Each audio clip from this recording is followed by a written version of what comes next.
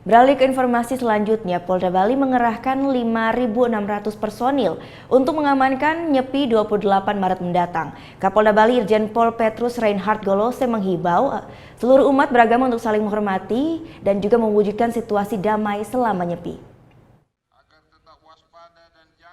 Polda Bali mengerahkan 5.600 pasukan selama rangkaian perayaan Nyepi. Ribuan pasukan ini merupakan gabungan anggota Polda maupun Polres yang akan mengamankan objek-objek vital. Polisi akan fokus mengamankan pawai ogoh-ogoh pada malam Nyepi karena terdapat banyak titik berkumpulnya warga. Sementara saat pelaksanaan Nyepi, pengamanan lebih banyak melibatkan pecalang yang bertugas di masing-masing desa adat.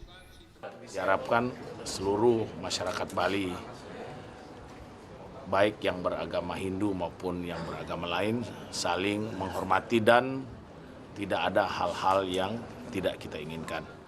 Di Kota Denpasar, sekitar 450 personil pecalang akan melakukan patroli keliling desa saat hari H Nyepi. Selama Nyepi, warga dilarang keluar rumah dan menyalakan lampu saat malam hari untuk menghormati umat Hindu. Muhammad Hasanuddin melaporkan untuk NET. Thank you. Udah selesai nonton beritanya? Jangan pergi dulu dong. Subscribe dulu dan nonton tayangan lainnya di sini. Subscribe, nonton lagi. Subscribe, nonton lagi.